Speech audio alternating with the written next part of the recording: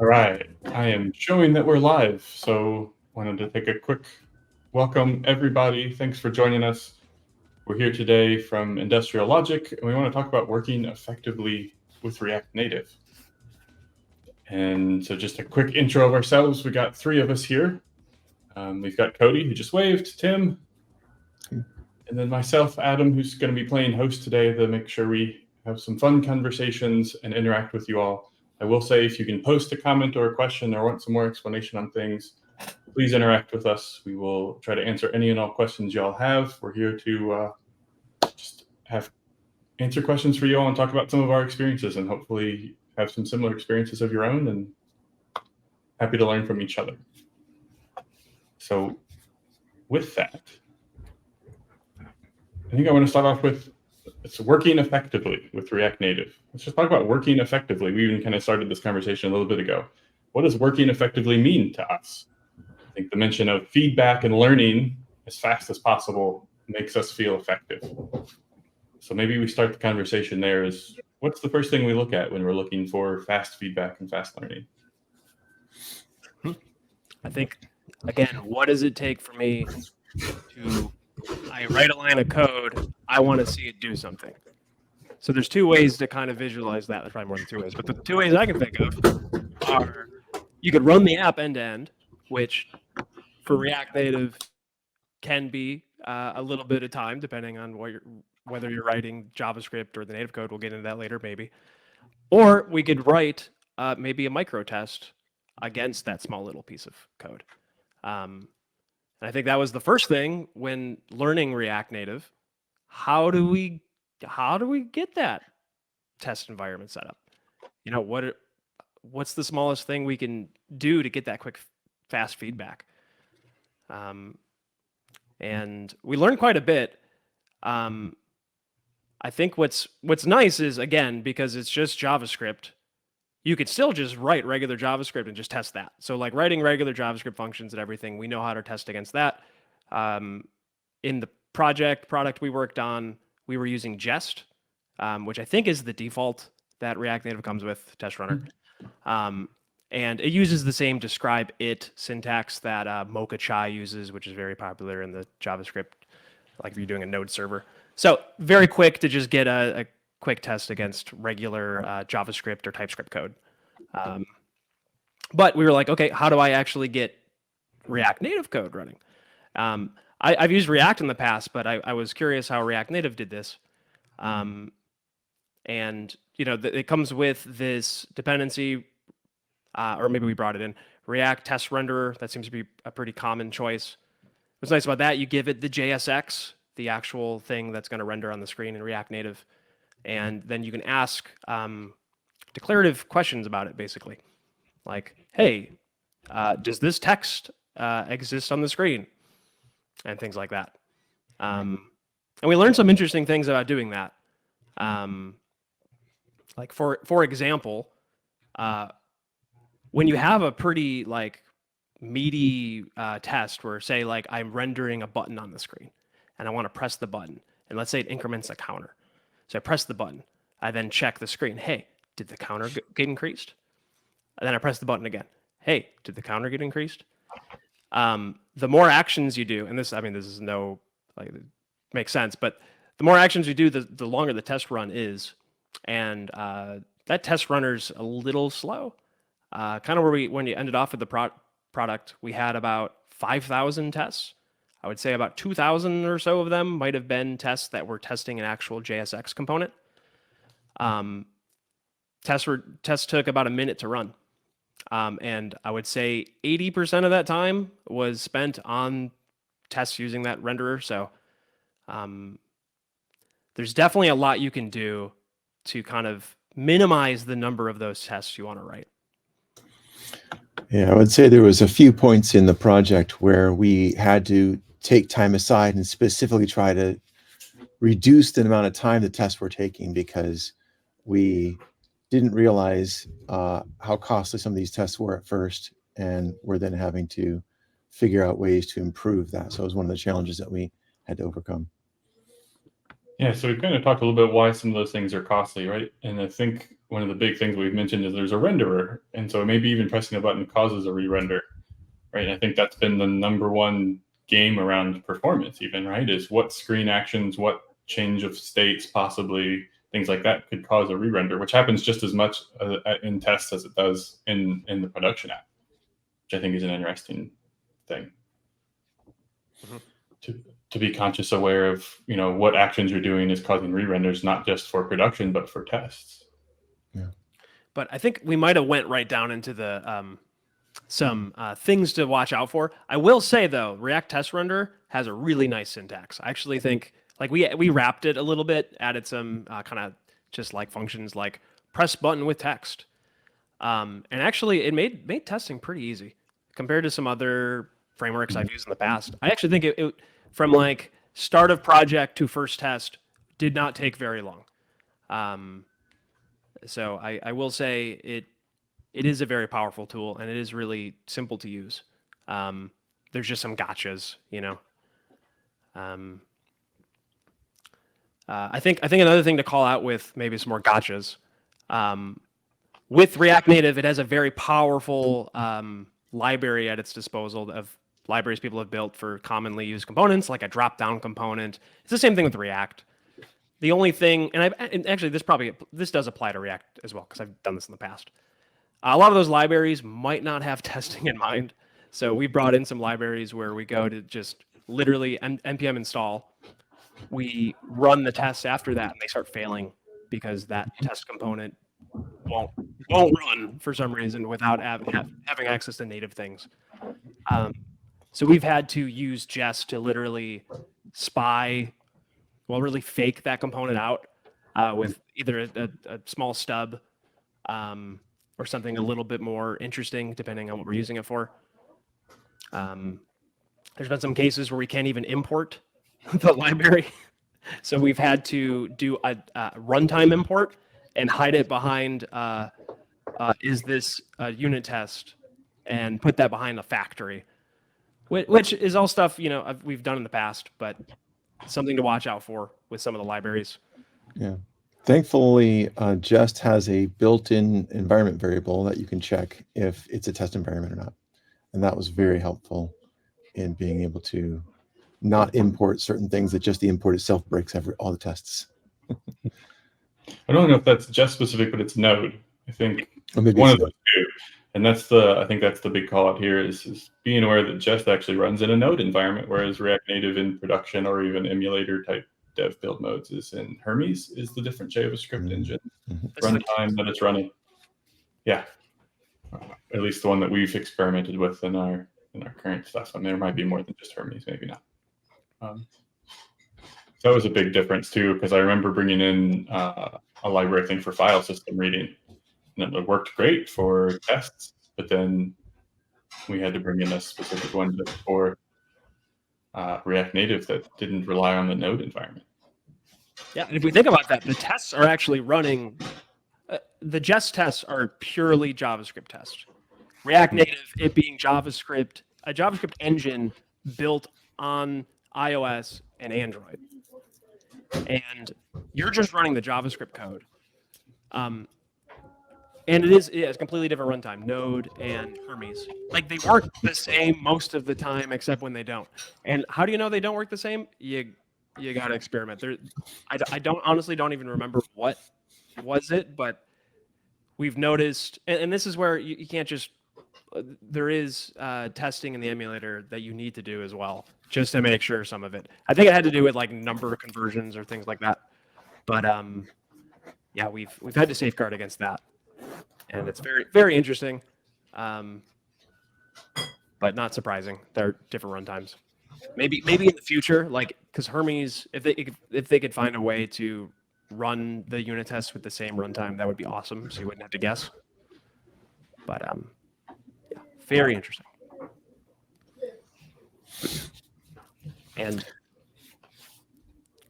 I was just going to say too, the one part that's, so we were talking about JavaScript unit testing. There is native code that you may or may not have to write. Java and iOS, which you can either write Swift or Objective-C native modules. And those unit tests are the same unit tests you would write for Android, Java, and Objective-C or Swift. I think one other big learning that I think we remember too that might be very important for the people that are testing is test imports. I remember us having, if we import from a test file to another maybe fixture or global function, another test file, you actually double ran that test file because you're re-importing that whole file. And so while you might write, you might have 10 unit tests, you make a new test file, you import something from another thing, and now all of a sudden you have 20 something tests run because you're actually double running some of those tests. So that's a good kind of effective, if we're looking at test runs and making sure we're running as effective as possible on CI/CD or on a pipeline, clearing out those exports on test specific files so that you're not double running files, I think was a big one for us too. I think we were like quadruple running the most expensive test file in our code base. Lessons learned.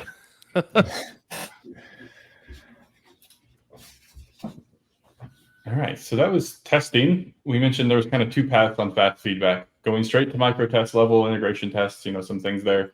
And we said, let's look at the emulator. Let's look at the simulator, depending on Android versus iOS. Let's look at the UI, right? We have something of a UI with React. It is a UI framework. How do we get that fast feedback? What are we looking for there? So I was just going to say, just basically we, using the emulator, there's an emulator that there's a couple different ways to wire one up, but we wired up the emulators, and that's becomes about as quick as you can do. You definitely don't want to be trying to deploy it onto a device every single time. Sometimes with iOS, you have the ability to deploy an iOS app very fast to a device, but it's not that way with Android devices oftentimes.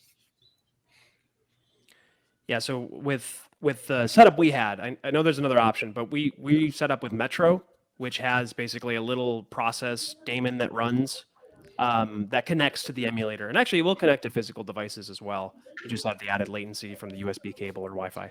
But it basically, every time it notices a change in the source directory, it refreshes the app. And it'll remount all the existing React native components that are mounted onto the stack. So the nice thing about that is, like we were talking about earlier, I want to write one line of code and I want to get feedback on that. So with UI code, I can make one little tiny line of code, save, Metro will pick up the refresh, and boom, it's there on the screen. It's very powerful for doing UI stuff. With styling, this is how we test things on the fly. What's nice too, the debugger does have an element inspector, so you can see all the same things that you'd see if you were writing, web-based UI. Now the styling is very different in React Native. That was another kind of learning here. It doesn't cascade, but it's sort of influenced by web. So leave it at that. But having a quick, save-based process for just getting that feedback was awesome. And anything that makes it harder to do that, you have to, figure out what can I do to change that. I know we had some issues at some point where every time we'd save, it actually would take us back to a certain screen, just based on how complicated the app we were building was.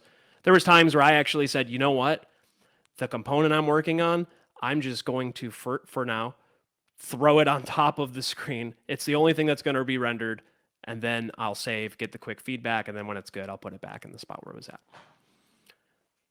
Yeah, I think one of the patterns we noticed, or at least I was noticing, to cause those re-renders and kind of maybe even reshifts is we utilize like a global theme, global CSS, global style sheet, whatever you want to call it. If we change those global things, it almost felt like the whole app had to refresh, and it started us over to a different point in the app that we were trying to look at. Whereas if we were just changing the component, it felt a little bit safer to update styles and things like that, to see it and it refresh automatically through Metro. And then maybe after we're done with the feedback, then moving it over to the global thing to make us easier code-wise is a good, effective tip, I think. Mm-hmm. Agreed. Tim, have any thoughts? Want to have anything to add? Just that I think that sometimes we were surprised by some of the things that would require an emulator to see a certain issue because some of the functionality would require a much heavier integration test to be able to validate. And so it was good. It became a habit for us to spin up the emulator every time we thought we had something finished, just to confirm, because we were surprised fairly often by a different UI glitch or something we hadn't known before that is a side effect of something else.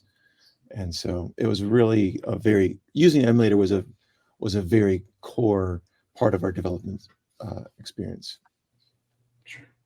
Yeah, maybe summing that up, it was we're TDDers through and through, so we're test driving first. Let's say we're making a behavior change, make the behavior change with tests, and then once we have the behavior change, try it out in the UI. We wouldn't do that for every crazy corner case, but just to make sure everything's wired up, make sure nothing gets messed up with styling. That definitely was useful. And again, near the end, our tests were about a minute to run. So tests are running. Spin up the emulator. Look at the emulator. Oh, the tests are done. Okay. So utilizing that time. Yeah, I would say doing small commits also makes a huge difference with that whole process. Most of our commits wouldn't require an emulator, but it would be like towards the very end, we're like, okay, we think all these things are done. Let's just do one more thing just to button it up, make sure everything, no surprises. And it was nice to have that option. Totally. So I think that takes on to UI and kind of thinking about things. There's probably a few more topics here. I'm looking, we're almost halfway through, but I think one of the big potential, maybe new things to talk about, and maybe some experiences that we can talk about, is TypeScript, right? So we have TypeScript versus JavaScript. React came from JavaScript. TypeScript has been semi-new. I mean, it's been out for a little while, but it gives us some benefits and maybe some negatives. And it'd be interesting to hear what some of those effective things, or maybe not effective things, where TypeScript was maybe not helpful in the moment, things you noticed, and how to work around those. Mm-hmm. I would say one of the most painful things with JavaScript is undefined errors. Everybody hates that. Oh, it's undefined. What's undefined? And so I think one of the things that TypeScript can kind of help give you a heads up before you get into that space of trying to find all the undefines, giving you, whenever you're writing the code, to be able to help you to identify, well, this is going to be an issue, because it can kind of help catch something like we pass something that doesn't fit here, because of course JavaScript doesn't care what you pass into a variable, and until it's trying to reference it. I think that there were some cons to TypeScript as well, in that oftentimes when you're writing code, TypeScript's angry at you and you can't figure out why. It's kind of like that joke of, will we be so cavalier to cutting trees down if they scream? Well, if they screamed all the time for no reason, maybe. But sometimes I felt like TypeScript was screaming all the time for no reason. But yes. So we definitely got angry at it more than once. But it did give us some value. Yeah, I think without getting into a whole dynamic versus typed language debate, they're both good, useful tools. I think what's great about TypeScript, and the main thing we used was when we actually have a very tight interface for either data or maybe a polymorphic interface for some behavior where we can add some design patterns. Super useful. Hey, fill me in a version of that data. And then with the spread syntax, it was really easy to just combine and make new objects. TypeScript, awesome for that. But yeah, there's definitely times where you're spiking something, and maybe one of the libraries we bring in doesn't have TypeScript and has JavaScript, and it's like, that's an any. I don't know what that is. And you say, okay, shut up, TypeScript. So there's definitely some parts in our code base where we, opt out of TypeScript for a sec, or cast something to, hey, this is what we figured out. We had to add TypeScript to specific libraries, but definitely super useful tool. And I think the pros definitely outweigh the cons. A lot of times we want to make a change to an interface, and the first commit we will do is add the new thing, fill in the default parameter everywhere it's used, commit that. And the TypeScript compiler is giving us that feedback, not really the tests at that point. So great tool. Which can really help aid in making small commits. I mean, it's very beneficial in that way. Yeah. I think the thing I noticed too with TypeScript is that until you like get it cemented in your head, TypeScript is compile time only. I'm going to say compile there loosely, right? Because I know JavaScript is semi-compiled. Whereas when you're still running in production, you could still have, right? You can throw TS ignore in your code and everything's there, but JavaScript again doesn't care runtime wise. And so it is a very interesting kind of dynamic there to keep in your head of like, well, TypeScript is helping us organize our code and the effective writing of code. It could still theoretically be wrong in production because JavaScript allows for things that TypeScript is trying to protect you against, but not really forcing you to protect you. It's just like, hey, this could be a problem. And I think keeping that in your mind while you're working was something to get used to. Yeah, definitely shortens that feedback loop even shorter than the tests. So it's kind of a nice, very fast feedback. Yeah, I think that's usually the first thing we're looking at when making a change too, is like, oh, did the compiler fail?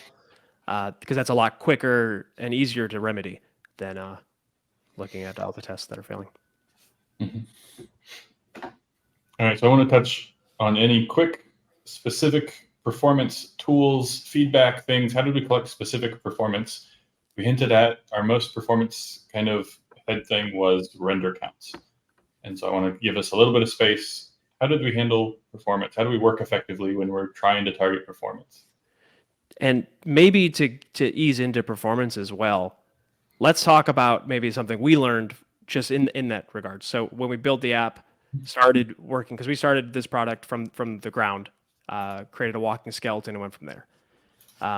We learned a ton from the walking skeleton, got something that is showing product value. But yes, there were things that were slow.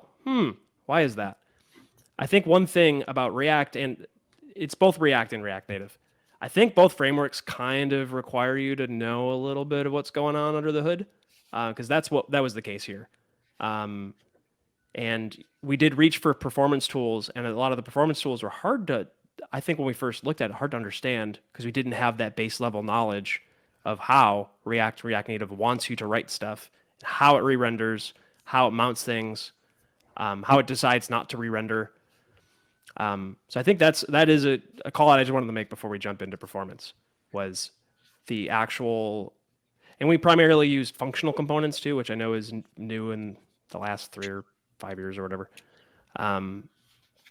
But knowing how those actual things re-render, like when I use a React hook, if it decides to re-render, then the component using the React hook re-renders as well. There's a lot of learnings in there that we didn't have, and we gained as we went.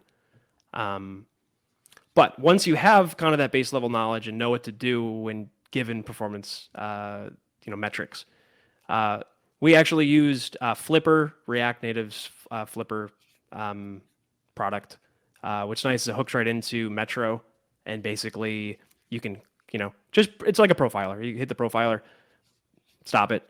It'll show all the number of re-renders, which has been, or how long a re-render took or a render took. That basically made things pretty easy. We're like, oh, this component rendered 75 times when I clicked one button. That's probably not good. Yeah, I think that also another thing to point out is that the way that we approach our work is that we don't really start thinking or talking about performance until we've built a significant part of our app. I know some people are trying to do performance before they've even written a line of code. And we definitely, as a methodology, as a way of going about it, the way we do work, we don't generally do that because it finds that can spend a lot of time and energy making your app way more complex than it needs to be, and not actually even solving the performance issues because you're imagining what you think they might be. And so we wait until we have a performance issue and then fix it.